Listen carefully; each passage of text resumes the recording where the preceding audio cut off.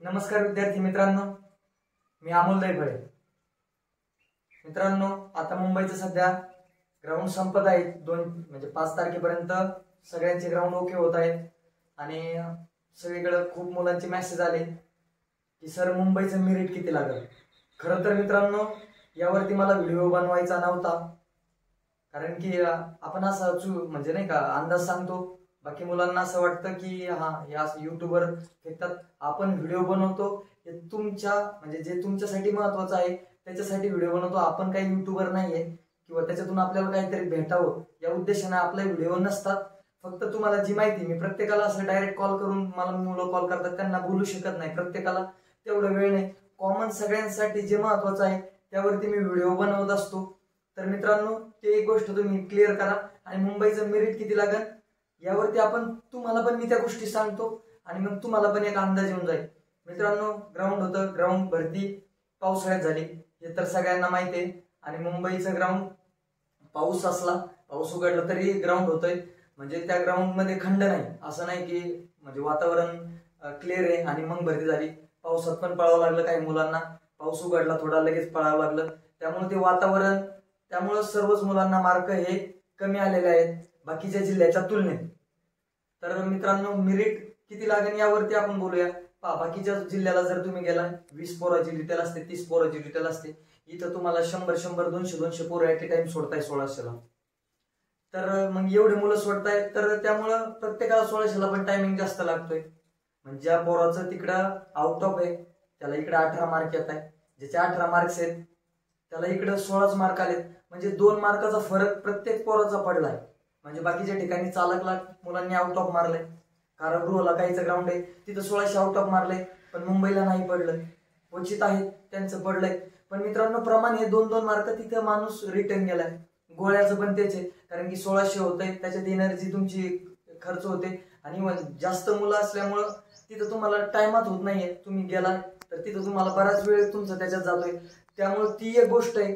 म्हणजे तुमचा गोळा पण तिथं पोरांचा प्रॉपर गोळा जात नाही, ज्याचा आउट ऑफच्या बाहेर जायचा बराच तो आउट ऑफच्या रेषेपर्यंत आलाय, ज्याचा काठावरती आउट ऑफ पडायचा ते डायरेक्ट 12 मार्काचा पडलाय, आणि ज्याचा 12 मार्काचा काठावर पडायचा ते 10 मार्कावरती आले।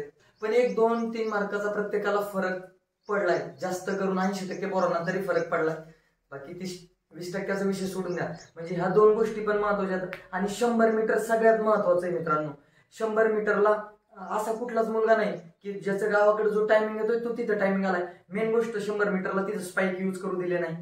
स्पाइक नसल्यामुळे मित्रांनो आपल्याला इकडे स्पाइकवर प्रॅक्टिस केली आणि त्यामुळे तिथं चिप आहे, चिप म्हणजे कधी सुटतंय ते पण वेळ लागत नाही आपल्याला, त्यामुळे तिथं पण 1-2 मार्काचा रिटर्नच आले। प्रत्येक जण, आता माझे मित्र आहेत प्रत्येकाने ग्राउंड दिले, त्यांचं ग्राउंडचा ओव्हरऑल आणि पोरांना आलेले मार्क, मला खूप मुलं मेसेज करताय सर मला एवढे मार्क आले, कोण म्हणताय 36 आले, कोण म्हणताय 34 आले, कोण म्हणताय 38 आले, मी बसेल का? तर मित्रांनो त्यामुळं आणि प्रत्येकाला मी सांगणं शक्य होत नाही म्हणून मी हा व्हिडिओ बनवतोय। तर मित्रांनो, आपण एक अंदाज यावरून तुम्हाला ओव्हरऑल कळत आहे बाकीच्या जिल्ह्याचं मेरिट 43 ओपन पर्यंत लागते किंवा 44-45। तर मुंबईचं मेरिट किती लागू शकतंय ओपनचं? ओपन कॅटेगरीचं मित्रांनो माझा एक अंदाज आहे 40 मार्क, म्हणजे मागल्या वेळेस लागले म्हणून मी असं सांगतोय असं नाही, मागल्या वेळेस पेक्षा कमी मार्क्स ह्या वेळेस पोरांना येत आहेत, त्यामुळे सांगतोय माझा एक अंदाज आहे, याच्यात कमी जास्त होऊ शकतं। पण तुम्ही अभ्यास करणं सोडू नका, ओपनचं मेरिट 40 लागेल। त्यानंतर NTC NTD 38 ±2 लागेल, हा एक अंदाज आहे। त्यानंतर OBC 36 ±2, त्यानंतर SCBC ते 34 ±2 लागू शकतं मित्रांनो। SC पण 34 ते 36च्या दरम्यान लागेल, STचं पण। त्यानंतर EWS हा 32 कडे पण जाऊ शकतो, ±2 त्यात होऊ शकतं।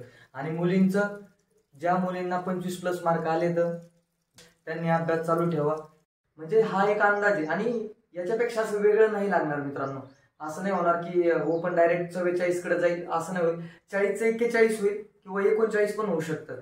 त्यामुळं ठीक आहे, तुम्हाला भले 34 मार्क येऊ द्या, 36 आलेले असू द्या, 38 आलेले असू शकतात, तरीही तुम्ही अभ्यास करणं सोडू नका। मुलींना ज्यांना 25+ आहे त्यांनी सगळ्यांनी अभ्यास चालू ठेवा, कारण की मेरिट किती लागेल त्यापेक्षा आपण अभ्यास आतापर्यंत करत आलाय, तर थोडे दिवस लगेच तुम्हाला कळून जाईल। आता ग्राउंड झाल्यानंतर लगेच मेरिट पण लागेल, जास्त दिवस नाहीये तुमच्याकडे आणि मेरिट लागल्यानंतर लगेच पेपर पण लवकरच होईल। त्यामुळे तुम्ही त्या गोष्टी लक्षात घ्या आणि खचून जाऊ नका।